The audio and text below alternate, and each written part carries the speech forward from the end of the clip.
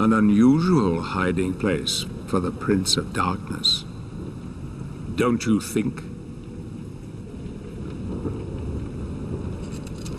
Where have you been all this time? In the 2013 documentary Grounded, about the making of The Last of Us, members at Naughty Dog detail the difficulties a studio is faced with when making a new IP. You have more questions than you have answers, and that ultimately you don't know what's fun yet, given it can take anywhere from 6 months to a year before there's even a playable build of something to work with. I imagine it was much the same kind of challenge Mercury Steam faced when Konami gave them the green light to go ahead and create a reboot of the Castlevania franchise. So many questions. How do you translate a previously 2D styled game into full 3D? Especially given that attempts had already been made that weren't too successful. What elements do you keep intact, and what do you change in order that it feels both familiar yet new, and also works in the new 3D realm? Reinvention of video game franchises is still a remarkably difficult thing to pull off. These were also questions that the public had too, leading up to the launch of 2010's Castlevania Lords of Shadow, with much hype being built up from its polished looking trailers, high profile voice cast, and association with famed gaming auteur Hideo Kojima. When the game then launched to both critical and financial success, it's not hard to assume then that there would be a much higher pressure and expectation placed upon the studio when it came time to producing a sequel. Lords of Shadow had delivered on the hype with a game that was heavily influenced by the pre-Metroidvania titles, particularly Castlevania 4, that featured tightly focused combat design, stunning visuals, and a very well realised new mythology that established a new origin story for the character of Dracula, revealed as the protagonist Gabriel Belmont at the end of the game. It would then take Mercury Steam just over 3 years to develop Castlevania Lords of Shadow 2, along with the pre-sequel Mirror of Fate in 2013, which was set to be the conclusion to the story set up by those two games. What do you want, old friend? At this point in time, the studio was very much focusing on trying to build its reputation, reportedly wanting to become the next Naughty Dog and to emulate their success. Mirror of Fate hadn't quite received the same level of acclaim as Lords of Shadow, but that was also fair given that it was originally a handheld title before being ported to consoles, so everything really lay on Lords of Shadow 2 doing well for the studio. Much like the first game, there was a lot of hype going into the sequel, perhaps more so than the original due to its success. Certain issues from the first game were said to be addressed, like the fixed camera system being removed, and that it would be moving closer to a classic Castlevania kind of feel. See, there's a sequel. It wasn't as good. Unfortunately though, in February 2014, Castlevania Lords of Shadow 2 launched to a much less favourable reception than its predecessor, criticising the story, pacing and stealth sections, with the general consensus being that it was a very disappointing sequel that failed to match or surpass the quality of the first game. So what happened then? In my Mirror of Fate video, I speculated that the studio had split into two teams based on what information I could find that was specific to Mirror of Fate, because I don't use Wikipedia to do my research. Wikipedia? You're using Wikipedia as your source of information? Turns out I was 100% correct about this, as Dave Cox elaborated further in an interview regarding Lords of Shadow 2, that the studio got the green light to work on Mirror of Fate before Lords of Shadow had become the unexpected commercial success it ended up being. So when Konami then requested and greenlit a proper console sequel, the studio was now faced with the prospect of working on two games at once, and as such also had to expand the team, hiring approximately 40 new people. This would seem to be the best possible explanation for why Lords of Shadow 2 hadn't turned out as well, a studio that had just bitten off a bit more than it could chew, especially given that the game was actually given a 6-month delay too, with it originally being meant to launch on November 13, 2013. However, not very long after the game launched, an alleged ex-developer from Mercury Steam released an incredibly damning statement about the game and its studio head, Enric Alvarez. In the statement, the anonymous dev said that the development of the game was hell and that many of the team weren't surprised by the low review scores, and were well aware that the game release was a piece of shit. He claimed that Hideo Kojima had in reality very little to do with the first game, merely approving a few concepts, and that he had almost zero involvement with the sequels, which I can believe given that the Kojima Productions logo is not featured anywhere in the sequels. Alvarez allegedly had grown an inflated ego after the success of the first game and was incredibly distrustful and controlling during development, with some of the development team not finding out about certain mechanics being present until they were revealed to the press. programmers were also apparently not allowed to touch the game's engine because it had been coded by Alvarez, which led to slow work progress. The statement also reported that about 35 people had been fired since the launch, with more expected to follow. Now, of course, the statement of one anonymous developer must be taken with a grain of salt, and Alvarez himself was quick to dispute the claims. About as quick as he was to express his anger at the low review scores, calling the Edge's review unfair and that one must be blind or stupid to give a 4 out of 10 to a game with this quality. You've got nothing but insults, have you? A tired little... Another anonymous developer then came forward to corroborate and elaborate on the previous report, adding that the development had been rife with poor leadership and communication. The first game's lead art director, Jose Vallejo, had left mid-development due to creative differences, and then the remaining key members were in a disarray about different areas of the game, creating a power struggle. Furthermore, the different teams weren't communicating and doing their own thing, which created a toxic atmosphere in the studio. None of this bodes particularly well for a studio that had aspirations to be the next Naughty Dog, does it? That said, Naughty Dog themselves have come under fire recently too in regards to their crunch culture, with former devs calling the production of Uncharted 4 and The Lost Legacy the worst crunch they've experienced. Also, where the hell is the multiplayer for The Last of Us 2? God shoots in my dinner once again.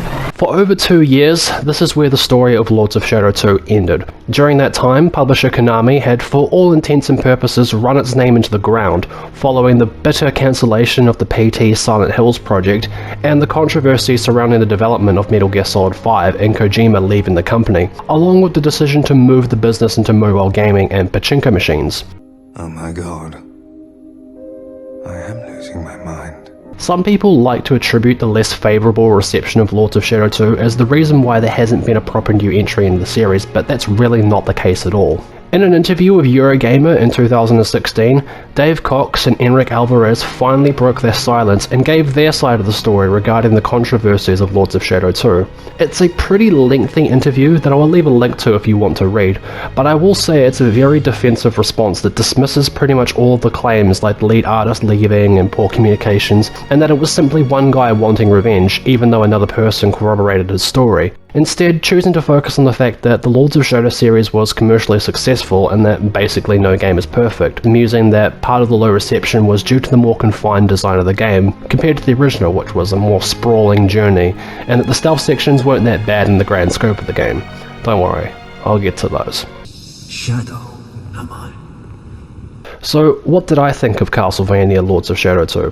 Well, I wouldn't say that I hated it, but it was a pretty disappointing game for me at the time, given how much I had loved the first two games, and I ended up selling my copy a long time ago, which I kind of regret now as I'm a big collector and copies of Lords of Shadow 2 aren't exactly cheap these days. This is the first time since then that I have replayed Lords of Shadow 2 in its entirety, and in some ways my feelings towards it have changed, while at the same time there are still a lot of issues I think the game has. Instead of examining the gameplay systems and story separately like I did with the other games, to make sense of this game, I feel that I need to walk through the game from the beginning, as the story dictates the gameplay a lot more than the previous games. So, with that all said, let's smash some candles and explore the world of Lords of Shadow 2. That will be your ruin. Castlevania Lords of Shadow 2, according to a scroll in-game, begins over 400 years after the events of Mirror of Fate, and sees you playing once again as Gabriel Belmont, now known as the Dragon, Dracula. I remember finding this odd when I first played the game, but it turns out this is actually a reference to the real Vlad Dracula that inspired Bram Stoker's novel, who was a member of the Order of the Dragon, and Dracula was the surname his father was given by that order. Having resurrected after being slain by Simon Belmont in Mirror of Fate, the game opens with the castle being sieged by an army led by the Brotherhood of Light, the order Gabriel used to follow. Very quickly during this opening tutorial, the changes made from the first game become apparent as you now have full control over the camera, something that God of War hadn't even done yet and wouldn't do until 2018. The combat feels just as weighty as the first game, with a soft lock-on system to help you maintain consistent attacks on enemies, and the dodge mechanic has been tweaked as well. Instead of doing a roll, Gabriel now does a fast phase dodge, which should feel familiar to anyone who has played Bloodborne. And because Gabriel is now a vampire, yes, I'm just gonna keep calling him Gabriel in this video, staggered enemies can be fed upon in order to restore health, which is pretty cool, and I like that you can see the blood all over his face afterwards.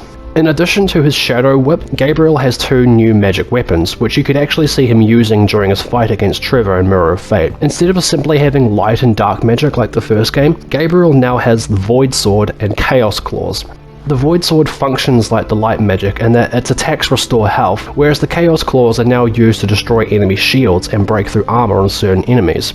Both of these weapons have different advantages and disadvantages, with the Void Sword feeling slightly slower to attack and the Chaos Claws requiring you to move right in close to your enemies. After clearing all the soldiers in the throne room, we get a brief climbing tutorial that highlights the new animation systems and design for the climbing, which feels inspired by Uncharted 3 to a degree, where the climbing sections had found a nice halfway point between looking realistic yet still obvious to the player.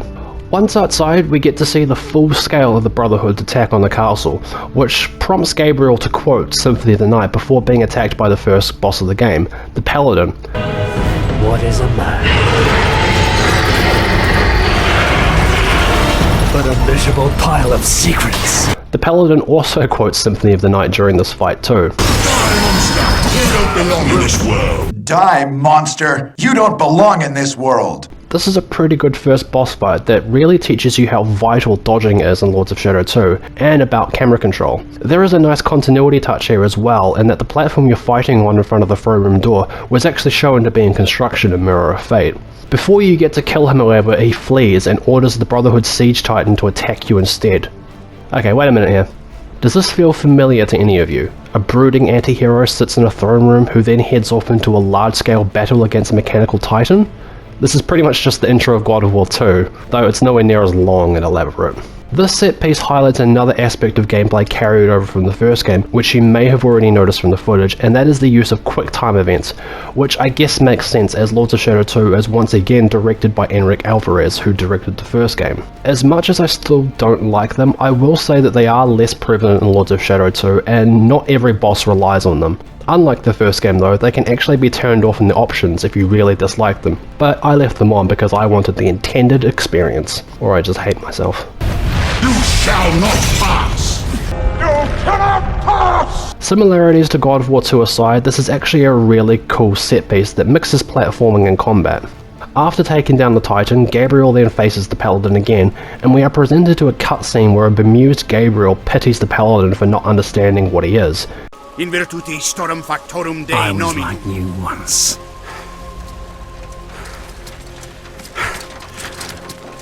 But your God showed me another path. That's why the power of your God cannot destroy. Because Gabriel was the prophesized warrior destined to defeat the Lords of Shadow and Satan, he has remained immune from true death as he is still God's chosen one, proving this point by reciting the Paladin's incantation back at him. The blast wipes out the entire army and Gabriel of course survives. I really love the symbolism of this moment where he is holding the Paladin's charred cross, which resembles his old weapon, the combat cross. Alucard then appears out of the mist looking ready to confront him, a scene that was heavily teased in the trailers, and we fade out to a recap of the first 2 games that serves to explain who Alucard is for those who didn't play Mirror of Fate, which makes sense as his origin story is different. Instead of being Adrian Tepesh, he is now Trevor Belmont, which was a decision that some people didn't like, but I actually thought was a neat twist that was both consistent with Alucard being the son of Dracula and made sense for this new mythology given that Gabriel Belmont was Dracula. All in all, the introduction to Lords of Shadow 2 is terrific. There's a real sense of epicness to it, and the refined combat controls make for a great first impression of the game. Worthy of the name Belmont. After the story recap, it's now 500 years later, and we find Gabriel awakening in the same chapel from the post-credit scene of Lords of Shadow. However, the way this scene is presented is kind of confusing, because on the one hand, it's trying to convey the confusion and frailty of him waking up after so long, yet it cuts back to the post-credit scene throughout, and the 2 scenes end up contradicting each other. Because in the original scene with Zobek, Gabriel has clearly been awake for quite a while and had at the very least recovered enough strength to attack Zobek. Yet you can see clearly here that the window Zobek throws him out of is broken and this event has already happened. So did Gabriel wake up, confront Zobek, and then go back to sleep?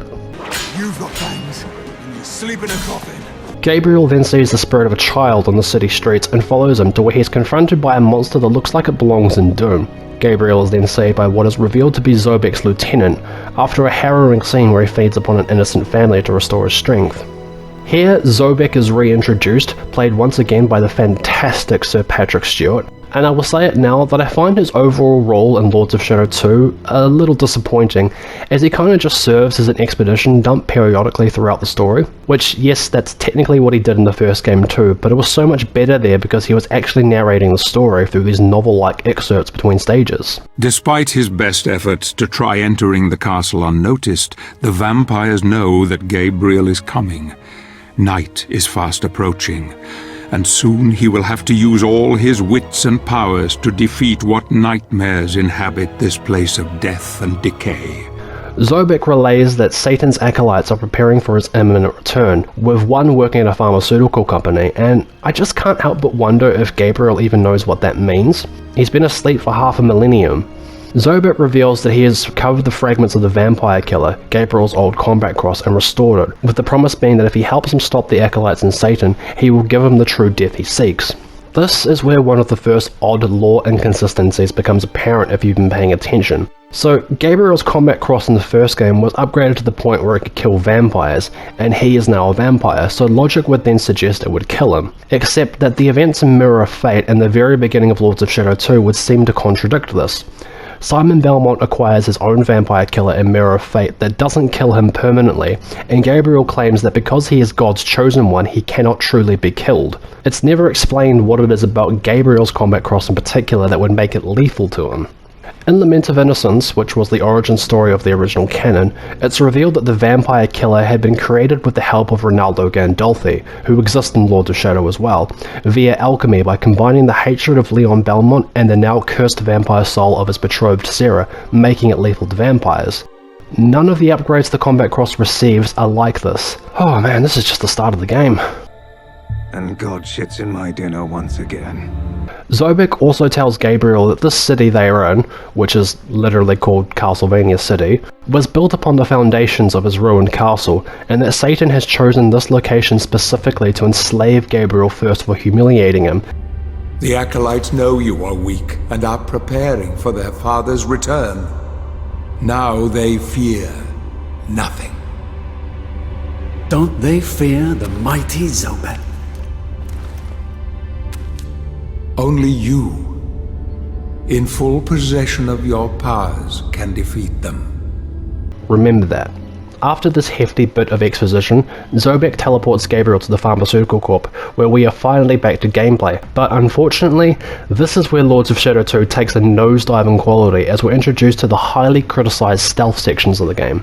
Once inside, you're faced against these Quake 2-like enemies known as the Golgoth Guards, and since Gabriel is still weak at this point, you can't fight them, and you have to transform into a rat to sneak past them. Yeah, it's a pretty jarring transition to go from taking on a titan to running around as a rat. And it's not that these sections are even particularly difficult, it's just they're incredibly boring and drive the pacing to a grinding halt. In response to the criticism of these stealth sections in 2016, both Dave and Enric said that these sections are only a small part of the game, with Enric claiming that the rat sections, regardless of whether they're shit or not, only make up 6% of the game, and that they were meant to reference the lore of Dracula being able to shapeshift. Alright, let's count how many times I turn into a rat over the course of the game, bearing in mind that I also acquired all of the upgrades too.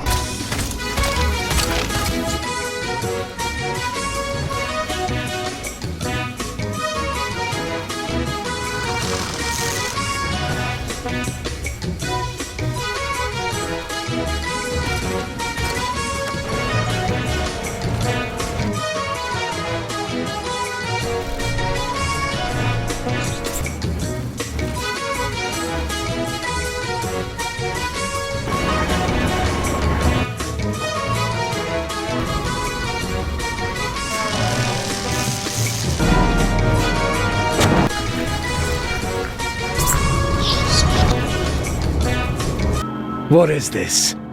Even if Enric was referring specifically to the rat sections, the stealth sections collectively make up a significant portion of the game, which I'll get to later, and that he actually saw them as puzzles rather than stealth sections.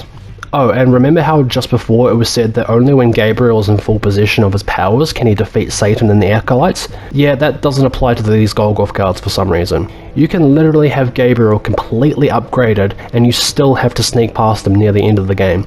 It's such a bizarre design oversight. All of us feared your wrath and great power. After sneaking through a few of these areas, the child spirit reappears and transports Gabriel to, bear with me on this, a dream version of his old castle somehow made corporeal. Again, like the vampire killer, this is something that's not very well explained, almost as if the logic when writing the story was that, well, this is a fantasy universe so we don't have to explain it, right? You'll pay for what you did to me and my mother. Trevor? In case you haven't worked it out already, this child is quickly revealed to be none other than his son Trevor, and I'm going to be coming back to this a few times in the video in relation to how the rules of this castle don't make much sense. The thematic reason for Trevor returning to Gabriel in the castle is to explore the guilt and remorse of the Dracula character, as the tragedy of his family is almost entirely of his own making. This is a good idea conceptually, and part of what makes Lords of Shadow's Dracula so interesting, in that he's actually more of an anti-hero here. Where it gets muddled is the fact that Trevor isn't actually dead. He's very much alive. He's Alucard now. Even if you were to argue that he technically did die before becoming a vampire, he didn't die as a child, he was an adult. Well done, Mercury Steam, you beat Naughty Dog to the punch when it comes to writing a really muddled story. I am very angry and upset. Enric did suggest in the 2016 interview that perhaps it had been a mistake to focus so heavily on the psychological conflict of Dracula, because it led them to making decisions on the game that could have been done differently in retrospect. Casting aside all of these story issues, it's here back in the castle where Lords of Shadow 2 starts to feel familiar again. There's fun platforming, and we are treated very quickly to an absolutely stunning vista overlooking the castle that recaptures everything that felt special in the first game. The fantastic art direction of the castle is a joy to see, and exploring the castle is definitely when the game tends to shine the most. It also becomes apparent as you're moving through these areas that Lords of Shadow 2 is leaning more into a Metroidvania type game world. You'll see upgrades just out of reach or sealed behind bars, hinting that you can come back later to acquire them once you have certain abilities like Mist. Here, in the Bernhard wing of the castle, Gabriel reclaims the Void Sword, and we get another boss fight that teaches you about aerial combat, but also reintroduces the focus meter from the first game, a meter that fills by landing consistent attacks without being a hit and makes enemies drop orbs that replenish your magic gauges. Another new addition to the combat is that all three of Gabriel's weapons have separate skill trees, with different combos and special attacks to unlock, along with the weapon mastery system. How this works is that the more you use certain combos, their mastery level increases, which, when at 100%, can be transferred to the weapon's overall mastery level, with each mastery level increasing the damage output. It's an interesting system idea, but in all honesty, I never noticed a significant difference in the damage output, and I found that combat became progressively easier only because I had learnt enemy attacks and how best to dispose of them. It doesn't feel like Dark Souls or other Castlevania titles, where an upgraded weapon could end up one-hitting enemies. The Void Sword grants Gabriel a new ability called Void Projection, which freezes certain water areas to aid in exploration, and can be used to find hidden upgrades if you've been paying attention, which I do really like, as it does make Lords of Shadow 2 feel more like the Metroidvania games most people associate the series with being. New relics and sub-items are introduced here too, like the Tears of Saint, which restore your health, or the Ensnared Demon relic that grants you infinite magic temporarily. There's also the Stolas Stopwatch, which stuns enemy in time and gives you extra experience, making it a really useful item. And also there's a relic called the Dodo Egg, which highlights hidden secrets for you. That makes things far more interesting. At the end of this area of the castle is where another subplot is introduced, I guess as a way of trying to explain why the monsters in the castle now attack Gabriel instead of serving him. Basically, similar to the original games where the castle was described as a creature of chaos, the castle of Lords of Shadow is sentient to a degree and has created a strong blood connection to Gabriel, knowing that he wants to leave the castle and die, so it's corrupted the other inhabitants of the castle to stop this. I mean, it does kind of make sense, but it just creates a dissonance in the story between what happens here in the castle and the main plot of stopping Satan in the real world, that they feel almost like completely separate stories instead of complementing each other, which was an issue I had with the story of The Last of Us Part 2 as well. I think what could have worked better is that instead of having the castle be this weird dream realm, make the city and the castle exist in the same world. What's left of the castle, which I imagine would have been quite a lot of it, could have now been taken over by some of the Acolytes of Satan, and they could have been guarding his weapons from him, which would then easily explain why the monsters in the castle no longer serve Gabriel. Meanwhile, the other Acolytes could have been operating in the city away from the castle, working in disguise amongst humanity to further Satan's plans. Remember, this is a universe where teleportation is a thing, and I think going back and forth between an actual castle would have made the story feel a little bit more cohesive, even if it didn't completely mitigate the other issues the game has. And a lot less happy than you are. Once back in the real world, the game goes straight back to the stealth sections in these really uninspired indoor environments that just pale in comparison to the castle areas you were just in. You also discover here that this corporation is basically just Umbrella, and that they've been developing a demonic virus under the supervision of the first Acolyte. It's up to us to take out Umbrella. Which leads thankfully to another boss fight. The boss fights in this game are not dull at all, and this one requires you to use the void projection, which prevents you from teleporting, making for a fun fight. After taking the Acolyte to Zobek, Trevor brings Gabriel back to the castle in order to find the Chaos Claws, which have been stolen by Medusa in the depths of the castle, known as the City of the Damned, which is a pretty cool area with some fun platforming challenges. Now, remember the Chupacabra from the first game that I really hated? Well, apparently Gabriel shared this sentiment of disdain and had captured it, locking it away for eternity, which I found both really petty and hilarious. Gabriel, however, is forced to free it in order to find Medusa, and the little Gretchen then decides to open up a shop in the castle as thanks for his freedom, where you can purchase upgrades and restock your sub-items. Thank you so much for this infinite kindness. I don't know how to thank you enough. You gave me your word. As you continue to explore, the game here is really starting to find its groove as you encounter more stunning locations and focus on the tight Lords of Shadow combat, all of which culminates in an epic boss fight against Medusa and her sisters upon recovering the Chaos Claws. It's all really good stuff here, with you receiving the Talisman of the Dragon, which is similar to the summon from the first game, and also introduces the Warp Room, a mechanic straight out of the classic Metroidvania titles. Doesn't this scaled model of the castle just look really damn cool? Unfortunately, once you head back to the city, the game takes a dip in quality once again. Are you starting to notice a bit of a pattern here? The story now takes another bite out of Resident Evil as the goal shifts from finding the other Acolytes to finding a vaccine for the demonic virus that's been created to turn the Acolyte human again so Zobek can read her mind. Credit where credit is due, some of these outdoor city segments aren't actually too bad. It's just that you never spend very long out here before you're back inside these dull indoor environments sneaking around as a rat.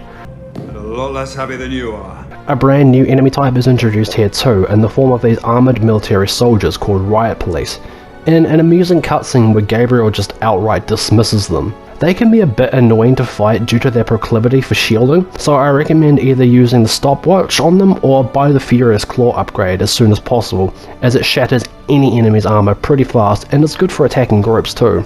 The game then forces you into another tedious and lengthy stealth section against the Golgoth guards, before then throwing you into one of the more bombastic sequences of the entire game. A train sequence that feels very, very similar to the one from Uncharted 2. Now, before you hit the comments, I am well aware that train sequences are nothing new in games, and there have been some great sequences in other games before Uncharted, like the train level from Blood, or the stunning train sequence that's near the end of Crisis Warhead. However, if you put the two side by side, they are pretty damn similar in design, with Gabriel climbing along the side of the train, similar to Drake, and there's even a cinematic shot that's almost exactly the same. Alright boys, just needed to punch your tickets. It's a very exciting sequence nonetheless, as you fight a demon across the train with the stunning city backdrop going past. Talk about going from such a low point to a pretty incredible high. I am the only one who lives forever. But only I can live forever. After a brief segment where you partner with Zobek's lieutenant, Trevor reappears and takes Gabriel back to the castle, where a manifestation of the Lord of Shadow Carmilla appears and poisons him, because for some reason he willingly bites her. It's so contrived and leads to another stealth section where you have to activate a door while hiding from her, otherwise she spawns a group of monsters. Yeah, sadly, the castle is not immune from the low points that have plagued the city section so far, and this pretty much encapsulates the real problem of Lords of Shadow 2. This is a very unevenly paced game that constantly goes back and forth between high and low points that prevents the game from feeling like a consistently enjoyable experience. This, I think, lends considerable weight to the notion that the development of this game was troubled, and that there was no real synergy between the different teams. The original Lords of Shadow may not be a perfect game, but for the most part it's a consistent experience that gets better as it goes along, with only a couple of levels that I didn't really enjoy, like the music box level, the fire cemetery, and the overlong necromancer's level. I had hoped you would stand with me, son. Here in Carmilla's lair, we are also treated to an interesting cutscene that brings back Gabriel's wife Marie, and it does a pretty good job conveying the tragedy of his character that's been established from the previous games. What power is behind this? You're standing here as if 1,000 years had not passed since the last time I saw you alive. And our son, hidden deep inside you. I had to protect him from you, Gabriel. They knew. They told me what you were going to become. I had no choice. And did they tell you of your own death at my hands? Did they tell you what would happen to our child? Did they? Did they tell you that blood would fight against blood for all eternity? You were deceived, Marie. Tell me, is this God's reward for the devoted and the foolish? I know who you are. And I know you want this to be over. But this suffering had to happen. And it will come to an end soon, my love. I have been sent back to help you. You cannot help me. You're not here. You're not real. It does, however, make the rules surrounding the child spirit of Trevor more confusing, as she states that she has been brought back, presumably by God, and is not a manifestation of the castle. I think I should also mention too that all of the music in Lords of Shadow 2 is pretty exceptional. As I pointed out in my video for the first game, the music is almost completely different from the rest of the franchise, but it works incredibly well with these games, both thematically and stylistically. It's no place for you either, Gabriel. It never has been. Thankfully, the stealth section with Camilla is fairly short, and it's not long until you're outside in this incredible looking area where you finally confront her in a boss fight. Interestingly, this fight makes Carmilla the only Lord of Shadow in the series that has fought twice, as Zobek was defeated by Satan in the first game and not Gabriel. This fight can prove a little bit tricky if you haven't got any health vials to restore your health, as every time you're hit while poisoned from Camilla, your max health decreases until you restore it with a health vial.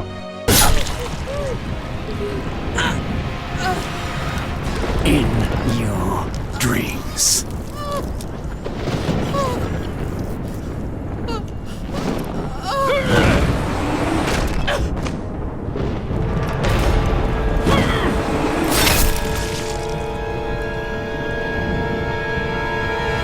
Once she's dead, you acquire the Mist ability, which if you're a Castlevania fan, then you already know that this means it's time to do some backtracking, and honestly, this is one of the more enjoyable aspects of Lords of Shadow 2, where the combination of the art direction and polished controls mixed with the Metroidvania design almost click, and you see what could have been a much better game. I say almost click because the one thing that lets down all of the backtracking is actually the combat, due to the fact I mentioned earlier that the overall damage output you do on enemies doesn't increase noticeably enough that it's actually a lot easier to just outright avoid combat altogether when you backtrack for secrets, unless you need to grind for XP. It can get particularly annoying in the later game when these mini bosses become more common. Oh hey look, an upgrade. Oh, are you serious? You then head back to the city to continue tracking down the vaccine in case you had forgotten, and end up in another uninteresting indoor area with enemies that can now wield guns, which is about as fun as it sounds. And I've got to say that it can often feel like there is a lack of variety of enemy types in Lords of Shadow 2, considering this is a sequel to both the original and Mirror of Fate, and that it has two distinct settings. But in the city, which makes up half of the game, you pretty much exclusively only fight demons and the Riot Police, with castle enemies spawning in too later on in the game. But even the castle variety feels lacking, with series staples like vampires, harpies and skeletons being the most common, along with trolls and Brotherhood warriors in select areas.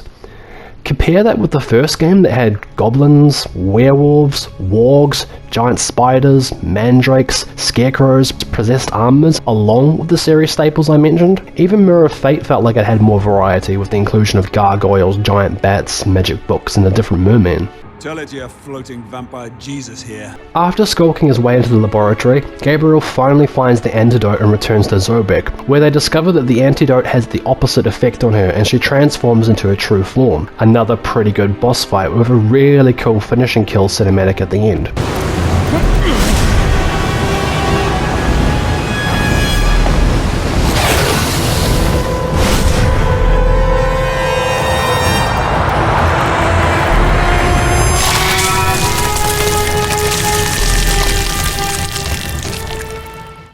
After this fight, Gabriel is returned once again to the castle in an utterly stunning area called the Overlook Tower, and reunites with Trevor once again, who tells you that the Mirror of Fate is broken and that he needs you to find the missing pieces for some reason. It's here where the castle segments of the game start to feel like detours away from the main plot of the game that's actually happening in the city. Like, I get the thematic reasons, Gabriel is seeking some form of redemption from this manifestation of his son that he never met, but it also ties into what I said about this game being really unevenly paced.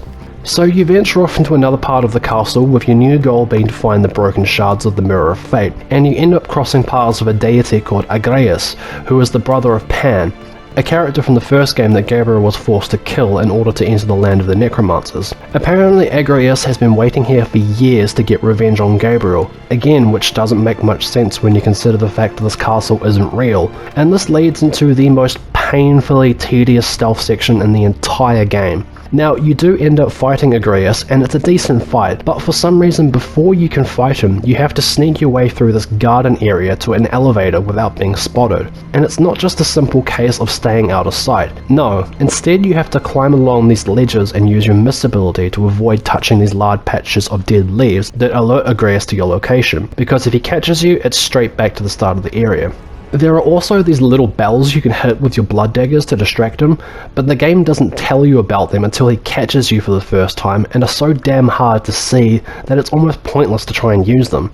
This can be an incredibly frustrating section to beat on a first time playthrough because it relies solely on trial and error and just feels really poorly designed. Especially given that you end up fighting him immediately after the section, I really don't see the point of it all. Why couldn't we just skip straight to fighting him? You can't run forever! After this, you then head off to another area of the castle to search for the next mirror fragment, this time in an area called the Toymaker's Theatre. The Toymaker was a character who was seen very briefly in Mirror of Fate, but mentioned frequently in the collectible scrolls as being a genius inventor who created a number of the enemies and traps you encounter in that game. You once again have to become a rat here as you navigate through an obstacle course that bizarrely references the Looney Tunes, before we get treated to a pretty cool memory puzzle that tells the story of the Toymaker, and you have to change certain aspects of the stage in order to progress the story along. The story of the Toymaker once again makes references to Lament of Innocence, with the Toymaker being the brightest student of Ronaldo Gandolfi, who was tricked into the castle by Walter Bernhard, who planned to use a demon to possess him into serving him.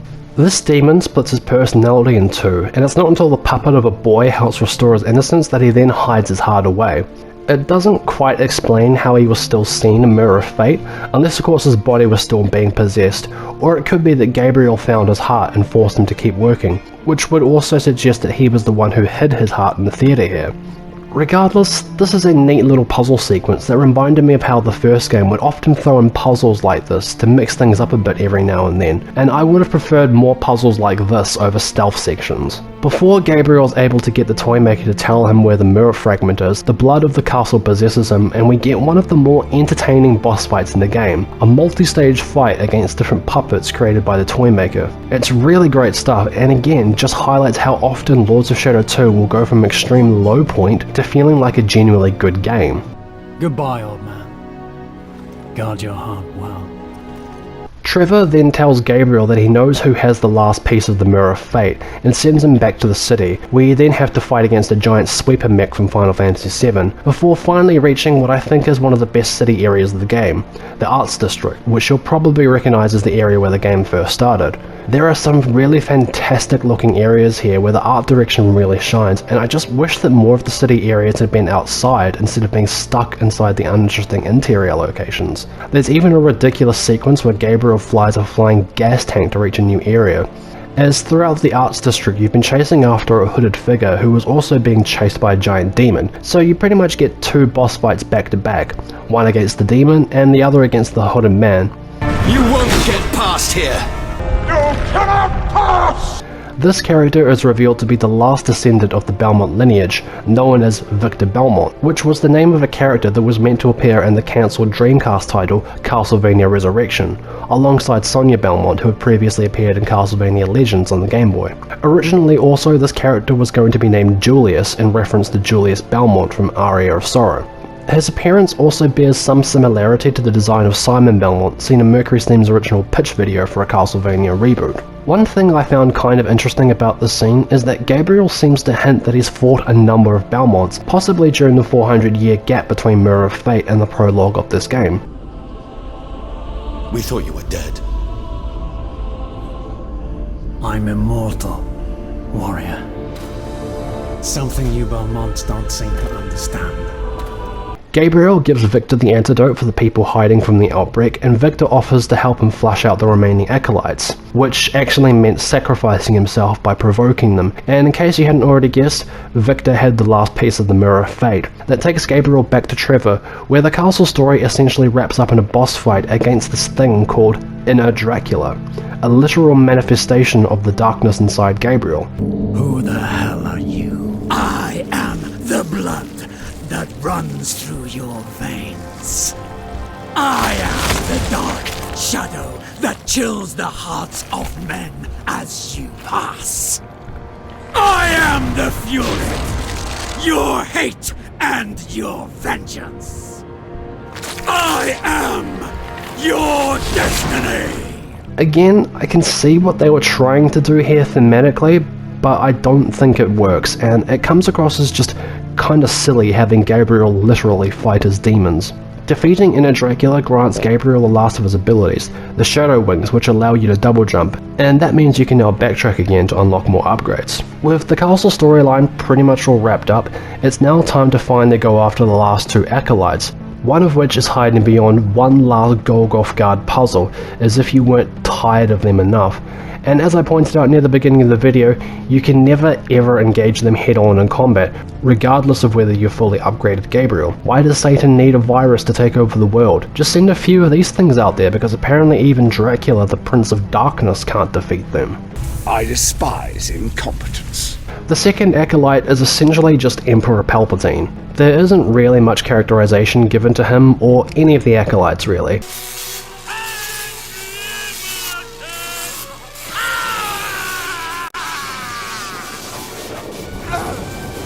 However, the following boss fight more than makes up for that in this awesome 3-on-1 match against a trio known as the Storm Riders. Honestly, the team who worked on the boss battles in Lords of Shadow 2 have done a pretty good job overall, as most of the boss fights end up being a real highlight in this game, and I'm glad they made us fight the Storm Riders instead of the Acolyte himself because, well, he's a bit pathetic. And with him gone, that now just leaves one more before the end of the game.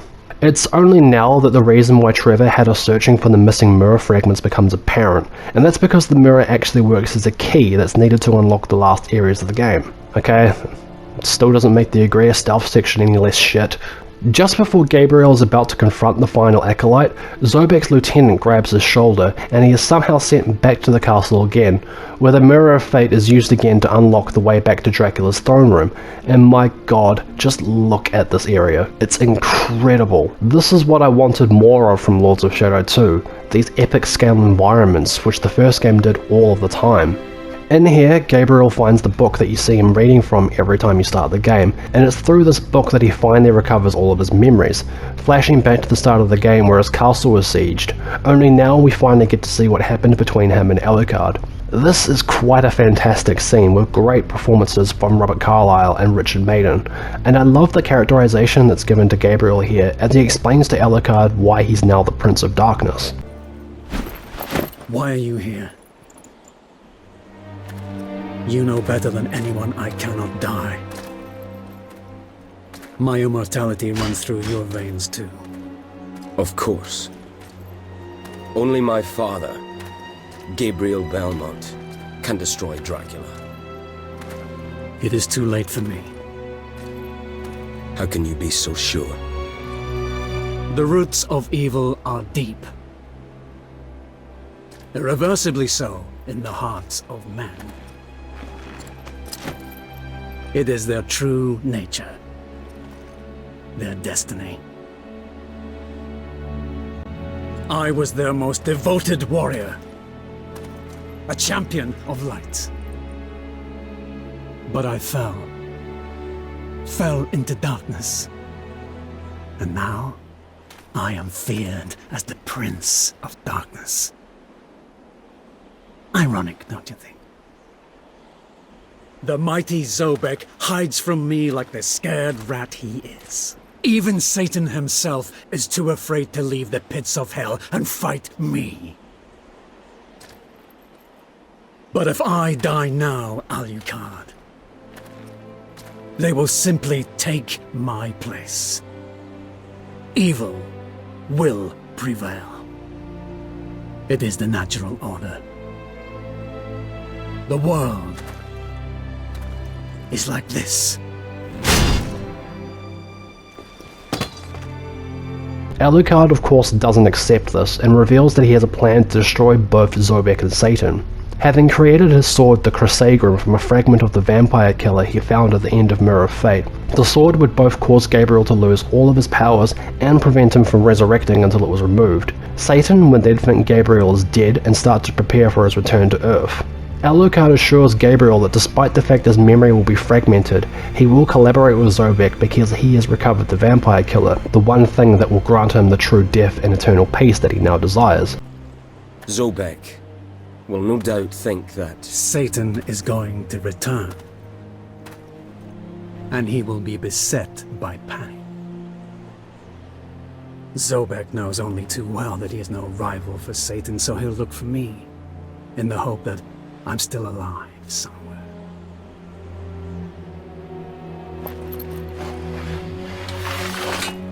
at the appropriate time, I will remove the sword. I'll make sure that Zobek finds you. He knows only that with your help can the Acolytes be destroyed and Satan's return foiled. You're asking me to free the world from Satan again? To sacrifice everything for humanity again? Yes, I am! Within this last moment, you will hold both Zobek and Satan within your grasp.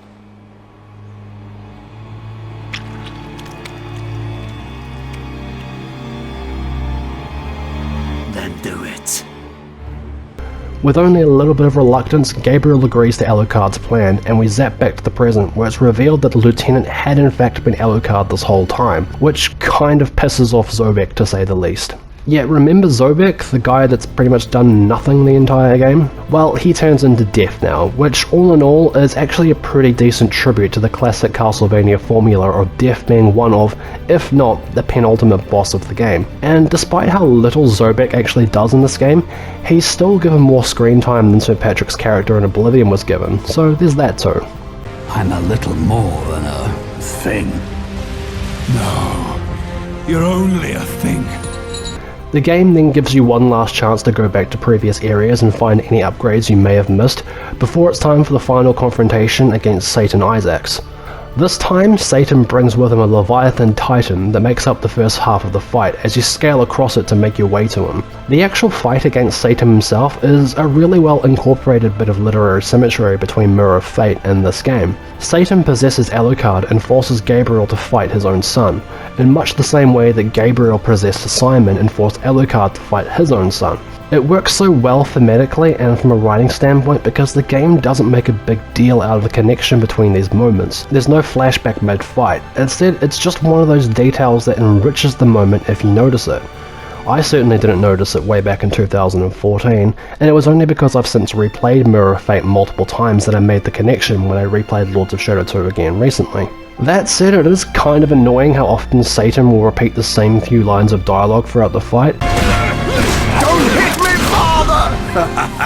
And at the end of all this, it leads unfortunately to a rather anticlimactic finale. Gabriel calls Satan's bluff that he wouldn't kill his own son to stop him, and then unceremoniously kills him as he tries to escape. With Satan and Zobek now forever vanquished, Alucard asks Gabriel what happens now, who then destroys the Mirror of Fate. Who knows what fate has in store? And that's it. Does Gabriel go back to Marie and Trevor in the Dream Castle? What happens with the demonic virus and all the demons still on the loose? What does Alucard do now? Who knows, because this is apparently how they decided to end the Lords of Shadow trilogy. There just isn't a real sense of finality to this ending, which makes it feel so disappointing. Cliché as it might have been, I think having Gabriel actually die at the end, whether it had been him and Satan killing each other, or Alucard using the vampire killer to give him the death he claimed to have desired, would have added just a bit more finality to the ending. Kind of like Anakin's death in Redemption and Return of the Jedi. The game could have then ended with Alucard saying goodbye to his father one last time, in a similar way to how Symphony of the Night ended. Farewell, homeland. I shall never see your beauty again. But that is Lords of Shadow 2, a disappointing sequel to two of my favourite games, but I also don't think that it's a bad game either. In the time that I spent revisiting this game, there was a lot that I actually really enjoyed. The art direction in the castle was just fantastic, and I loved the more Metroidvania approach to the design of the game world, and going back to find new secrets when new abilities were unlocked. The combat was actually improved upon from the first game, with the free camera system, more fluid dodge mechanic, and the new weapons added even more variety to the combat flow and allowed for more experimentation. When the game finds its groove, I can honestly say that I was having a great time with Lords of Shadow 2.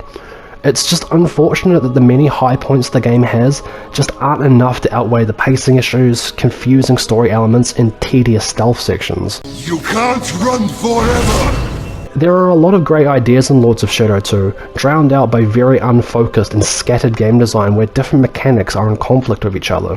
Along with The Last of Us Part 2, this is definitely one of my most personally disappointing sequels because of how much I adored Lords of Shadow and Mirror of Fate, but for different reasons.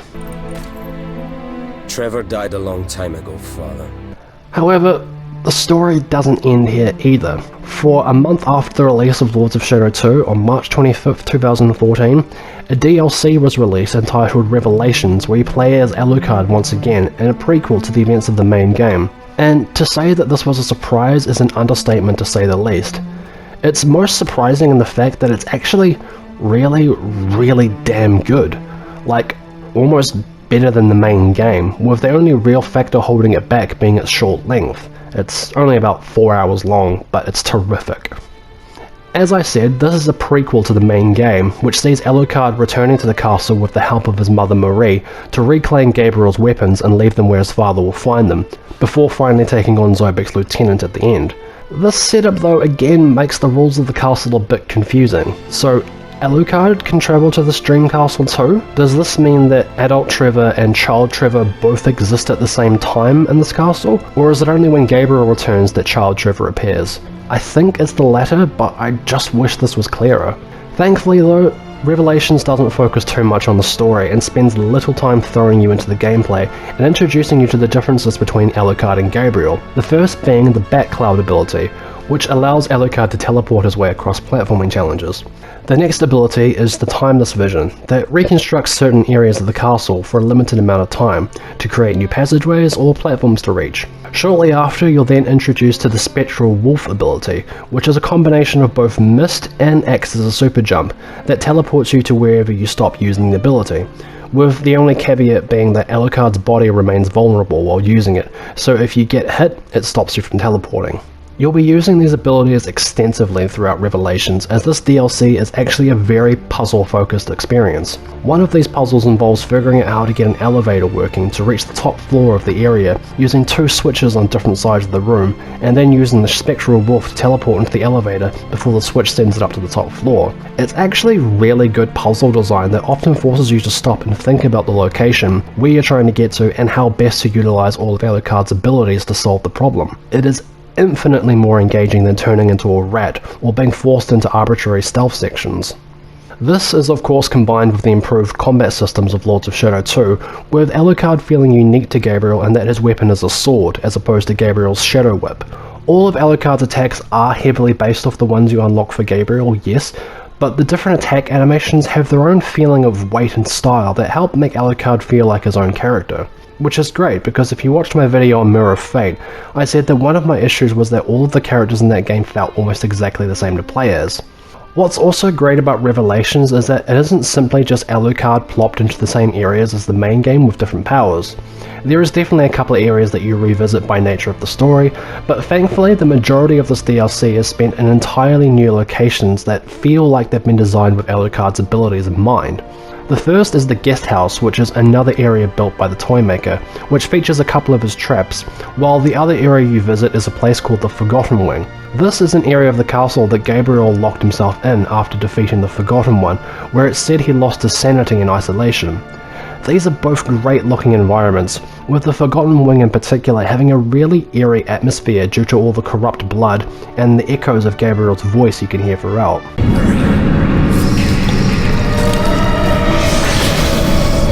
This Revelations DLC really is just a fantastic addition to the game, if not a little bittersweet, and when I finished it again this time, I took note of who actually directed it. Jose Marquez, the same guy that directed my favourite game in the trilogy, Mirror of Fate.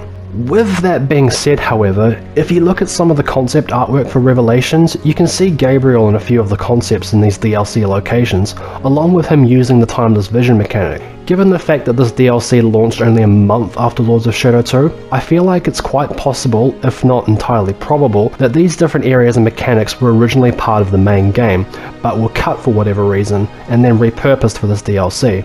The fact that the concept art shows Dracula using the Timeless Vision on the navigators that Alucard uses to fast travel do seem to support the idea it was originally meant as the fast travel system for the main game before being replaced by the map room, as these navigators can be seen in the main game. Perhaps it was decided near the end of development that these areas and mechanics would be better suited for an Alucard DLC, and so Jose was then entrusted to direct it while everyone else did whatever they were doing to finish Lords of Shadow 2.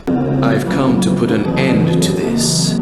Regardless, he still managed to put together what I think is the best part of Lords of Shadow 2, and I think he has a really good understanding of what makes good and fun game design. And what do you know? He has since gone on to become the creative director for Mercury Steam's most recent project, the 2017 3DS remake of Metroid Samus Returns, and this year's brand new entry, Metroid Dread on the Nintendo Switch. What a timely coincidence. I guess then, with all of that said, this brings me to the end of my retrospective on the Castlevania Lords of Shadow trilogy. It has been a great experience for me revisiting these games and exploring what I feel made them special and unique. I have always adored the art direction of this series, having even bought the art book that I have used as part of my research. While some weren't happy with the new mythology and the changes it made, I thought it was an incredibly well realised new world. Maybe not so much in Lords of Shadow 2, that called back to certain games like Lament of Innocence in clever ways while being its own thing. Much in the same way I feel that the Netflix adaptation I think has created its own fantastic take on Castlevania, that pays tribute while doing its own thing. If I absolutely had to rank the Lords of Shadow games, it would probably go like this. thank you so much for sticking with me on this. I kinda didn't expect these videos to take off like they have. I'm glad to have either reminded you about these games or actually encouraged you to go and play them for yourselves, as I think they're worth checking out, and I hope that one day we can all see a proper revival for the Castlevania franchise.